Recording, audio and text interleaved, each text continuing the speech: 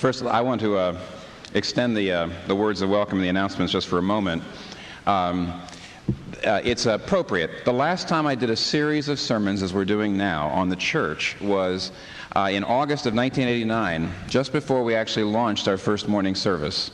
It's the last time I did a series of sermons on the church. And that's what we're doing right now. And the reason is because we're at actually the most strategic and crucial time in our life since we began Redeemer. In the Old Testament, the people of God are continually called to covenant renewal times.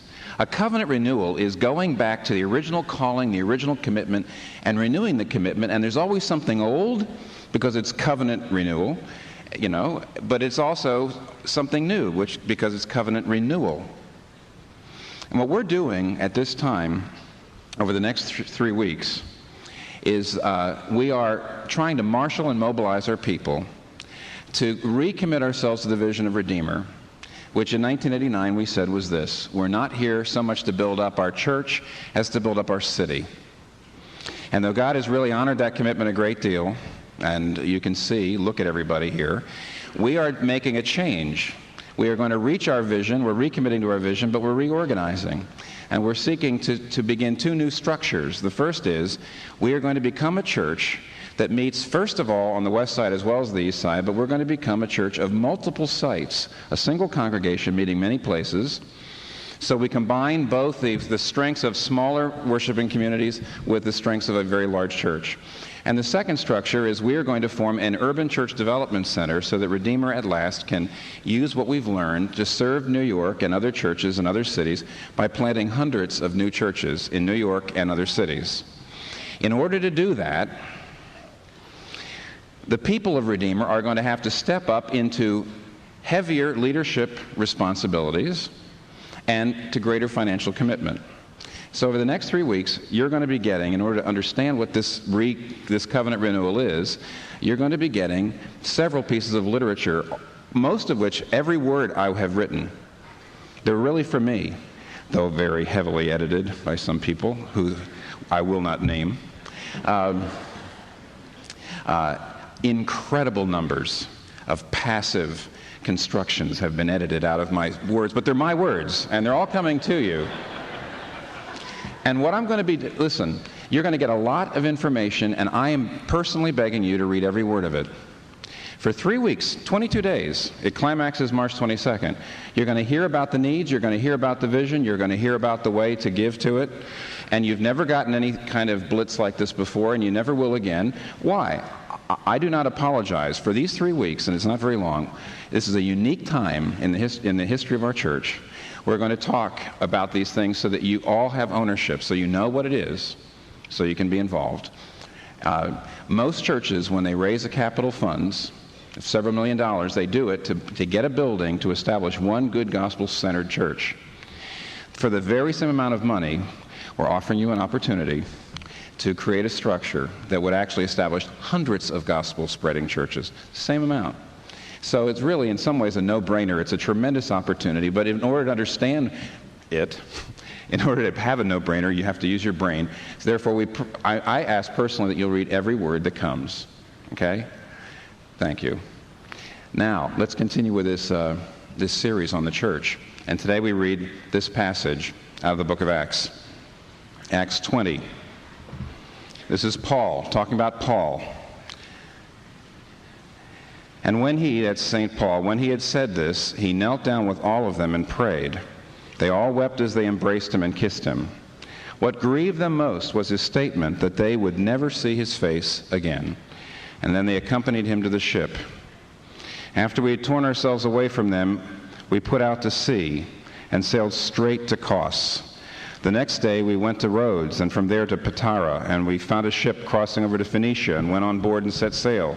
After sighting Cyprus and passing to the south of it, we sailed on to Syria. We landed in Tyre, where our ship was to unload its cargo. Finding the disciples there, we stayed with them 7 days. Through the Spirit, they urged Paul not to go to Jerusalem. But when our time was up, we left and continued on our way. All the disciples and their wives and children accompanied us out of the city, and there on the beach we knelt to pray. After saying goodbye to each other, we went aboard the ship, and they returned home. We continued our voyage from Tyre and landed at Ptolemais, where we greeted the brothers and stayed with them for a day. Leaving the next day, we reached Caesarea and stayed at the house of Philip the evangelist, one of the 7. Let's end right there. Now, every single week, we're looking at another aspect, another trait or characteristic of the church as Jesus designed it to be. And we're doing this not just because of this covenant renewal time in the life of our church, but also because anybody here, anybody listening, if you want to know anything about Jesus, there's almost no better way to do it than to see what he designed his church to be. There's almost no better way to know who he is or what he calls you to be, except by looking at what he says the church should be. Now, all the traits we're looking at are actually listed in Acts chapter 2, and one of these weeks I'll actually get out the list and go over them. But the one we're looking at today, as soon as we come to it, we have a problem with the English language. Because the trait we want to look at today is mentioned in chapter 2 of Acts, verse 42, where it talks about the early church, and it says, they devoted themselves to fellowship. Fellowship. That's what we want to talk about today, Christian fellowship. Right away we have a problem, because the word has been so trivialized and debased. And when you think of fellowship, you think of punch and cookies in the fellowship hall. You think of touring the Holy Land in a bus with the Sunday school class, and we're having great fellowship. And because the word has been so debased, people nowadays like to talk about, they use a different word for it, they talk about Christian community. And that's a much better word. That the experience of Jesus Christ, the gospel, creates Christian community. But today I'd like to use another word that's not really better, but it's a bit different, and I think it'll be a little more challenging and maybe even a little more practical. What the Bible teaches us is that the gospel of Jesus Christ creates and calls us into spiritual friendships. I got this word from a 12th century book by Aelred of Rievaulx, an English monk. It's a very, very helpful book. Spiritual friendships. In other words, the gospel of Jesus Christ does not simply send you deeper into the heart of God than you ever thought you would go, or deeper into the heart of the hurting world than you ever thought you would go, but it sends you deeper into the heart of other brothers and sisters in Christ, giving you profundity and intimacy of relationships beyond anything you ever thought was possible with any other human being. That's what we're taught. And all I want to do is to show you that in this very strange travelogue, as I read it through, when you got done, did you say, and?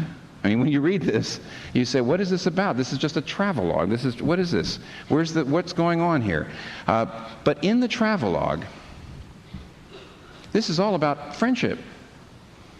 And even though there's way too many principles to bring out, I'm going to give you four. 4 extremely important principles of spiritual friendship that we need before we go to the table, because the Lord's Supper is the perfect place to think about this. According to the Bible, spiritual friendships, according to this passage, I should say, there's 4 principles. Spiritual friendships are needed, discovered, made, and forever. They're needed, they're discovered, not just made, they're made, not just discovered, and they're forever. Number 1. First thing is, they're needed. Something is happening in Paul's life here, and you don't really get the picture of it unless you read the whole book of Acts, but let me give you the context. Starting here, Paul's life changes forever. All the rest of his life becomes one crushing trouble after another. Before this point, Paul's sort of in charge of his life. He makes his goals, he goes out, and he does all these missionary journeys. But in chapter 20, verse 21, we didn't read it, it's up a little earlier. In chapter 20, verse 21, Paul says that the Spirit of God had shown him that he needs to go to Jerusalem. And he knows if he goes to Jerusalem, he'll be arrested and imprisoned, and that's exactly what happens.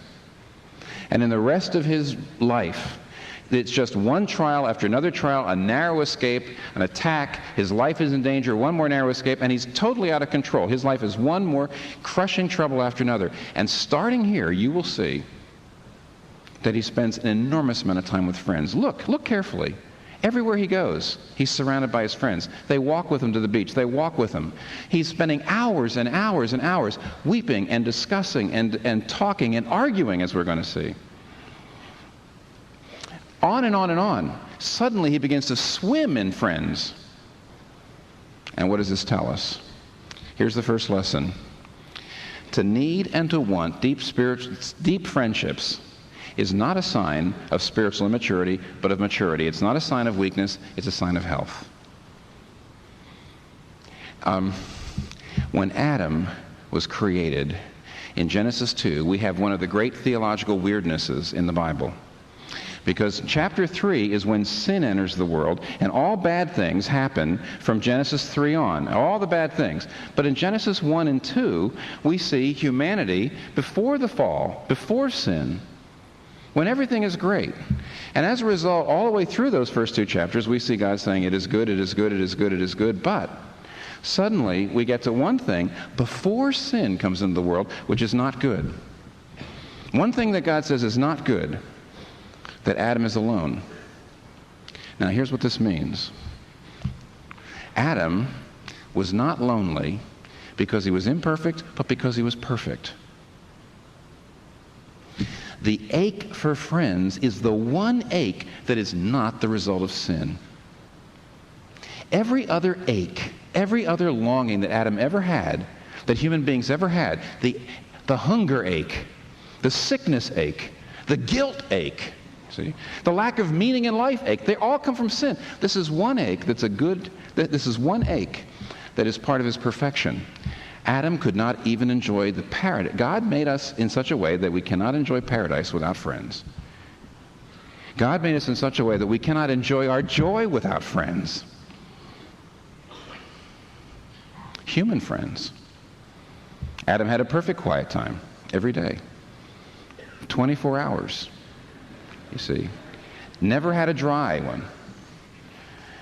And yet he needed. Now, what is this? Let's practically apply this. Number one, if you are lonely, if you want more friends, if you want closer friends, if you feel lonely, you are not dysfunctional, you are fine. You're lonely because you're not a tree. You're lonely because you're not a machine. You're lonely because you're built this way. That's the first point. Now, I'm going to show you in a second that one of the reasons why you're lonely, and I have to be careful about this. Let's do a little self-analysis. One of the reasons why you're lonely is because you want friends. One of the reasons you want friends is because you don't have many friends. One of the reasons you don't have friends may be because of sin, because of flaws, because of mistakes you're making. But the passion for it, the need for it, the sense of lack is not wrong at all. That's first. Secondly, let me apply this. I hope you know who you are. Some of you have learned or are learning through semi-conscious decisions not to want or need friends. Now, there's all kinds of reasons why this happens. Some of you may have, if you live in New York City for more than 4 or 5 years, it's a tremendous temptation. So many people have moved away, you start to say, I don't want to get started again. It's also an age problem. As you get older, you realize how much time friends take. Or just the fact of living in the world, people let you down, people disappoint you, people hurt you. And so I would suggest that almost always it's semi-conscious. Very seldom do you say, I am not going to need people anymore. Sometimes you do that, but generally you don't do that. But I hope you see that an awful lot of us are doing that right now, and I beg you not to. I say it's hard on your heart, it's wrong. You see, the less you want people, the less you want friends, the less like God you are, the less like Jesus you are. If you read, one of the things that amazes me, Paul wasn't the only tremendously strong, great person who desperately needed friends. There was a greater one. And he had 12 friends, and they never understood him, and they continually let him down, and they were always hurting his feelings. And yet if you read the Gospels, you'll see one of the reasons why the Gospels are so full is because he was constantly sharing his thoughts and his deepest hearts with his friends who didn't even get it until after Pentecost. I mean, take a look. I was just reading the other day, here's in Luke chapter 12, what does Jesus say? He says, I have a baptism of fire to undergo, and how distressed I am until it happens. I mean, what is he doing? He's always thinking out loud. He's always sharing his thoughts. He's always saying, would you please come and pray with me? If you don't need people, if you're afraid of accountability, if you're afraid of people looking inside, if you're afraid of people nosing into your business, if you're afraid of if you're afraid of love, the less you want friends, the less like God you are. don't you realize what is the purpose of creation? And what was the purpose of redemption? What is the purpose of everything God has done since creation? To make us friends. See, if you decide, I think it's just not worth it, I'm not going to need people, look what you've done to yourself. Look what you're doing to yourself. One more thing. Lastly. Please, friends, let yourself need people. And here's the trouble. When you're in trouble, it's too late. Very few people walk around saying, I love air. Oh, air. What good is my brain without air? It wouldn't work without air. What good is this food without air? It wouldn't work. You don't walk around saying, air, oh my gosh, air, what good would any of my life do with it? No, you only start to feel that way about air when you're underwater. Then you start to say, wow, air, I mean, boy. And you don't walk around saying, I need friends, usually until you emotionally and personally go under. And then it's too late. If you don't have them, if they're not there, spiritual friendships, you need them. Secondly, spiritual friendships are discovered, not just made. Now, one of the things that I would never have known, and you wouldn't either unless you'd read the commentators, but the people who know something about history and background and the original languages and all that, the people who write commentaries point out something, that when Paul gets to Tyre, he's getting to a church that he did not plant. He's getting to a church that he did not start. He's getting to a place where he's meeting Christians that probably he's never met before. And they feel that it is their right to rise up and to say, Paul, you're all wrong, to confront him, to urge him through the Spirit not to go to Jerusalem, to get involved with his life and to get involved in his decision-making. And astonishingly, and of course I couldn't print all the rest of the chapter, if you watch very carefully, you'll see, astonishingly, Paul lets them. He doesn't say, how dare you? This is part of it. The point is, people that you have no natural affinity with, if you share Jesus Christ with them, there is a bond that exerts itself. Now, in a sense, even the pagans understood this. If you read one of the greatest works that was ever written on friendship is written by Cicero, a pagan, Greek, Roman, I guess, philosopher. And even in our own day, we have people like Emerson, who wasn't a Christian, but they understood this, and that is that the very essence of friendship is not to look at each other, but to look at something in common. What makes you a friend is not that you're kneeling before each other saying, dude, don't you want to be in a relationship with me? What makes friends friends is that you're both kneeling before something else. The essence of friendship is to say, not do you love me, but do you love the same truth? What makes friendship happen is not that you're looking at each other and saying, how's our relationship? But you're looking at something that has captured your heart. So even the pagans understood this. That friends cannot be made out of nothing. They can't be made out of nothing. There has to be some common passion, some common adoration. But you see, with Christianity, we've got an incredible possibility. Look twice. Paul kneels and prays. And right there, you've got a physical picture of spiritual friendship. If you're both kneeling before the same God, if you're both adoring the same God, that pulls you together in astounding ways. Over and over, the Bible says, the most formative possible experience you can have is an experience of the grace of Jesus Christ. And when that comes in, this is what's so great. There's a friendship bond that is exerted. I even use the word automatic, though I'm going to show you have to work with it. It says in Ephesians chapter 4, verse 2 and 3, it says, maintain the spirit of unity in the bond of peace. It doesn't say attain the spirit of unity in the bond of peace. Maintain. You can't attain it. You can't create it. You can be a steward of it, but it comes. It's a gift. And it's there when two people fall in love with Jesus Christ, they are becoming friends, no matter who they used to be. Did you hear right? When two people become friends, they start to fall in love with Jesus Christ, they're kneeling before Him, they are becoming friends no matter who they used to be. This is beginning to happen at Redeemer. Look at your uniforms. We all have to have uniforms. We're all part of some human community. Look at the way you're dressed. Look at the way you're made up. Look at the way you look. There's uptown uniforms. There's downtown uniforms. There's corporate uniforms. There's creative uniforms. There's homeboys. There's valley girls. There's preppies. There's yuppies. And you got to be something. Oh, I'm not anything. Well, then you're probably a nerd.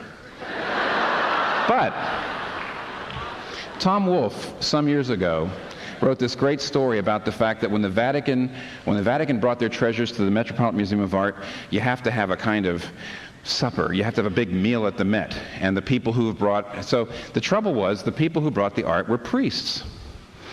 So the Met had to do it. They brought all the glitterati.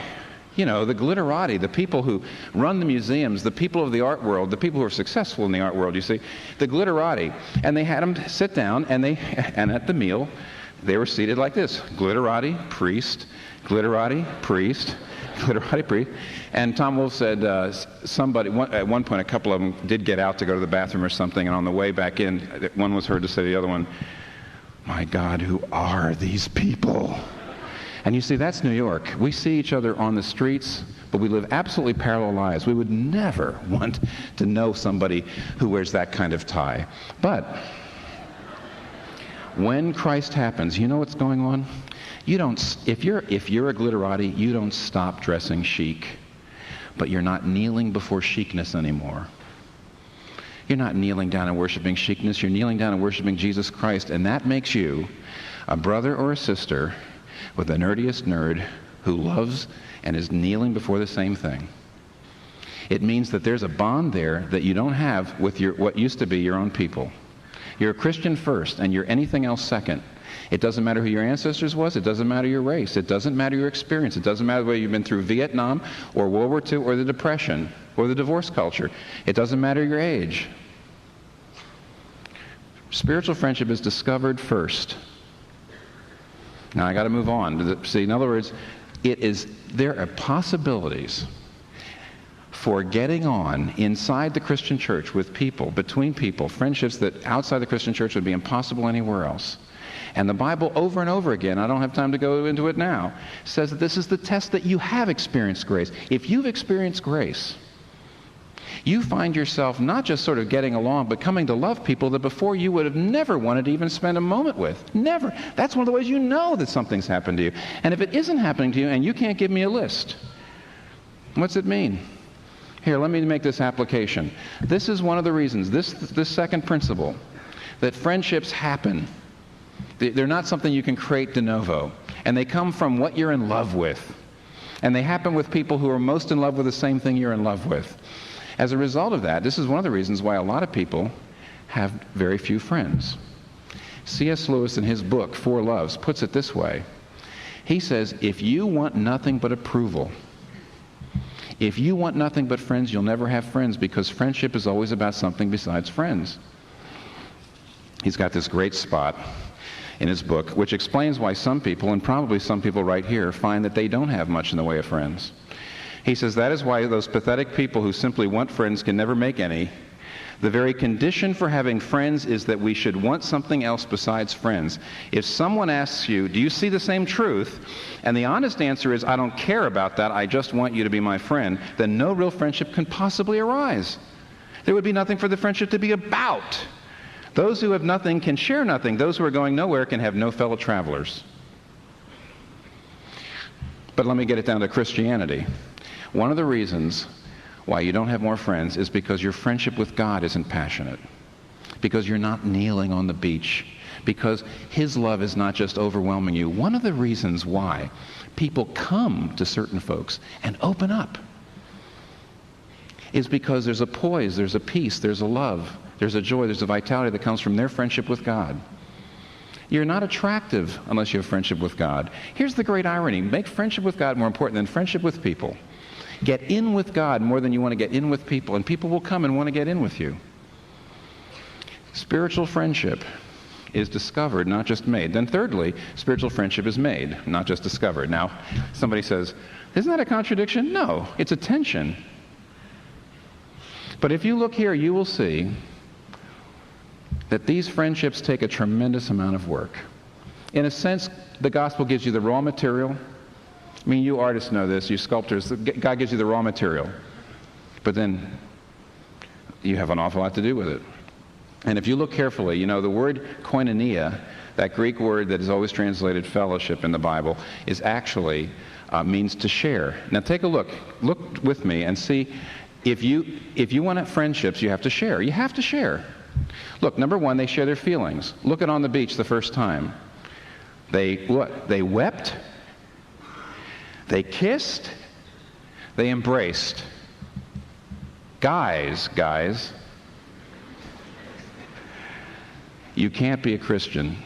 You cannot have spiritual friendship unless you share your feelings. Secondly, they shared their things. Have you noticed that Paul was staying with people? Hospitality. People opened their homes. People fed him. You can't be friends unless you're willing to share your things. Thirdly, they share their faith. They're constantly talking about the Lord. They're constantly talking about the gospel. They're constantly praying. There's this great place in Hebrews chapter 3, verse 13, that says, "Exhort one another daily, lest ye be hardened by the deceitfulness of sin." The word exhort is one of the Greek words for preach. And it says you have got to have people in your life that are so close to you that you can preach the gospel to each other. You've got to have friends to preach the gospel to you, or you will be deceived. Your heart will automatically harden, lest you be hardened through the deceitfulness of sin. It's not spiritual friendship unless you're preaching the gospel to each other, unless you have got some people in your life that you authorize to press you sometimes. And that leads to number 4. They share their feelings, they share their, things, they share their faith, they're sharing the decision. Now here's what's fascinating. They say in verse 4 that the Spirit had given them enough insight as to say, if you go to Jerusalem, that's going to be the end of your missionary career, and they urge him not to go. But if you go back to chapter 20, verse 21, you'll see that Paul says the Spirit told him to go. Now, some people get very confused about this, but only for this reason. What is fascinating is if you read along a little further, and I guess I better read it to it for a little further, they keep arguing with him. And at one point it says, when we heard this, we and the people were pleading with Paul not to go up to Jerusalem. This is verse 12. And then Paul answered, "Why are you weeping and breaking my heart? I am ready not only to be bound, but also to die for the Lord Jesus." And when he would not be dissuaded, we gave up and said, "The Lord's will be done." Notice, they didn't say, "The Spirit told us you shouldn't go. You are disobeying the Spirit." And he didn't say, "Look, the Spirit told me I have to go, so why are we having this discussion?" Any view of the Spirit's guidance in your life that is so mechanistic, it leaves out the process of friendship, of iron sharpening iron, of really being open to each other. Anybody who doesn't understand that doesn't understand the power of Christian friendship. We are never allowed to make our decisions by ourselves. There is no unilateral decision-making going on. Paul never says, "Mind your own business." He doesn't even say that to Christians he hardly even knows, like in Tyre. You're not a friend unless you let people into your business and unless you stop being self-accredited. You're not a friend unless if you can continually come and say, "The Lord said," and you have to obey what I'm telling you. But you're also not a friend if you refuse to let people come and say, "I just think you're absolutely wrong." You've got to listen. You have to share decisions. Okay? One more thing. You have to share your time. Every other kind of love besides friend love will push itself on you because it's a biological or sociological necessity. Romantic love will be pushed on you by your hormones. Family love will be pushed on you by your family. Citizenship love will be pushed on you by your country. I didn't want to do jury duty. And when it was done, I said, "Boy, it's great to be here working with my fellow citizens to try to make this a more just place." But it was forced on me. But nobody will force you on this. And friendship love, because there is no biological or sociological necessity, would take a lot more time. It's being squeezed out. You've got to share your time. You've got to share your heart. You've got to share your life. But there's one more thing. I had to read this thing 20 times before I saw it. Look at the word "we." Who's we? Paul has said, if I go to Jerusalem, I'm going to probably be executed. And everybody else says, if we go to Jerusalem, he's probably going to be imprisoned and executed. But Luke goes ahead. He's going to Jerusalem with him. Why would you do something as stupid as that? Especially when you had some doubt that he was right. Because that's friendship. As Aelred says, in worldly friendship, you really aren't loving people for their sake, you're using them. See, whenever you find yourself loving somebody because it makes you feel good about yourself because it's a slick person, or loving somebody because this person is giving a lot of approval, or loving somebody because they're listening to you and they're eating, out of your hand. But then when the person becomes stupid in your mindset, or stops approving you, or actually becomes more of a drain, and if you say, then I've had it with you, you never loved them to start with. You loved the love you were getting. You were using them. If a person who always seems to need you suddenly starts to get strong and you don't want to be their friend anymore, you needed their needing of you. Luke is committed. A friend shares commitment. A friend shares life. A friend says, I'll be there thick or thin. And if you do all these things, built on that original thing that God has there in Christ, you will have the most powerful, the deepest friendships and relationships you could possibly ever have. One last thing. Friendships are forever. Now, I'll tell you where I get that from. You have to read the whole book of Acts. You have to understand the narrative. You have to understand the flow. But Luke is again and again showing Christians saying goodbye. Goodbye. You'll never see me again. Goodbye. You'll never see me again. And yet there's a poise, and yet there's a peace, and that's the reason. Here's the reason why. No other religion believes that friendships last. You see, they don't really believe that. Eastern religions say when you die you go into impersonality. Secularism says, when you die you rot. And even religions that believe only in a God, they don't believe in the Trinity. They believe God used to always exist. And then when he created human beings or angels, then he started having relationships. But Christian God is triune. If you go back to Proverbs 8, and you will see it talks about the Father and the Son, God and wisdom, delighting in each other as they created the world. The Bible says that relationships and friendships were the reason we were built. Our creation is the result of friendships, and our destiny is eternal friendship. There's a very, very awful but wonderful folk song. It was written many years ago, and you can tell. You've heard songs like this. It's about a woman who's sitting on the beach. And it's an American folk song. It goes like this. Where is my sailor boy? Where is my sailor boy? He sleeps at the bottom of the deep blue sea, and he can't come back to me. She stood on the beach at dawn and gazed at the misty blue, saying, see, as you hold him to your breast, does he mention my name to you? Oh, please tell me, deep blue sea, is he sleeping peacefully? While the winds of the north are blowing icy cold, can you keep him warm for me? If only my grieving soul some token of love could find, if only the waves would tell me where he sleeps, I would leave this world behind. Okay, here's a woman, and her love or her husband has been drowned. And she talks to the sea as if it's a person. And she thinks of him not as chemicals, but as still there.